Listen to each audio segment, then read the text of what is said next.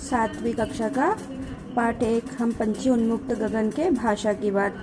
दूसरा प्रश्न है, इसमें एक समास का उदाहरण दिया गया है, द्वंद्व समास। तो द्वंद्व समास को समझने के लिए पहले हम समास का अर्थ जानेंगे। समास क्या है? सम और आस, इन दो शब्दों के मेल से समास बना है, जिसका अर्थ है पास, निकट या समीप आना, या बराबर, समीप आना, पास पास आना। लेकिन किन किन चीज़ों या तत्वों का पास पास आना, किन चीज़ों का निकट आना? दो शब्दों का, दो पदों का। अब पद किसे कहते हैं? जब कोई शब्द किसी संज्ञा, सर्वनाम, क्रिया, विशेषण अथवा किसी भी व्याकरणिक इकाई के रूप में प्रयोग किया जाता है। कहाँ पर प्रयोग किया जाता है? किसी वाक्य में। तो वही शब्द ना रहकर एक पद कहलाता है, पद बन जाता है। यानी होता शब्द ही है, पर जब वो व्याकरणिक इकाई के रूप में वाक्य में प्रयुक्त हो जाता है तो उसको हम पद कहते हैं। अब आप देखिए समास क्या है।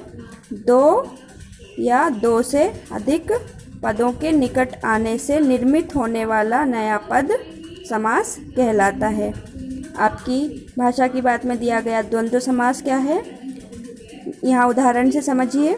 राजा और रानी, यहाँ पर 3 पद हैं। पहला पद राजा, दूसरा पद और तीसरा पद रानी। यहाँ 3 पद दिखाई दे रहे हैं। अब इन 3 पदों को छोटा करेंगे, इनको पास पास लाएंगे। तो पास पास लाएंगे तो क्या क्या हो जाएगा परिवर्तन? एक नया पद निर्मित हो जाएगा।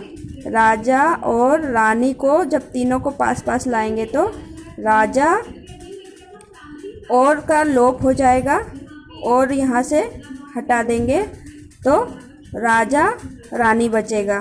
तीनों को पास लेकर आएंगे तो बीच से और हटा कर के नया पद क्या बन जाएगा? राजा, ये देखिए राजा और रानी।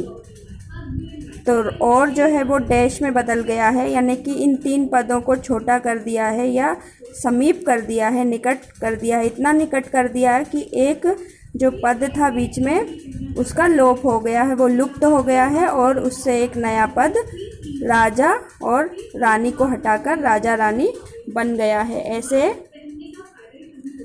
ऐसे सभी उदाहरणों को द्वंद्व समास कहते हैं।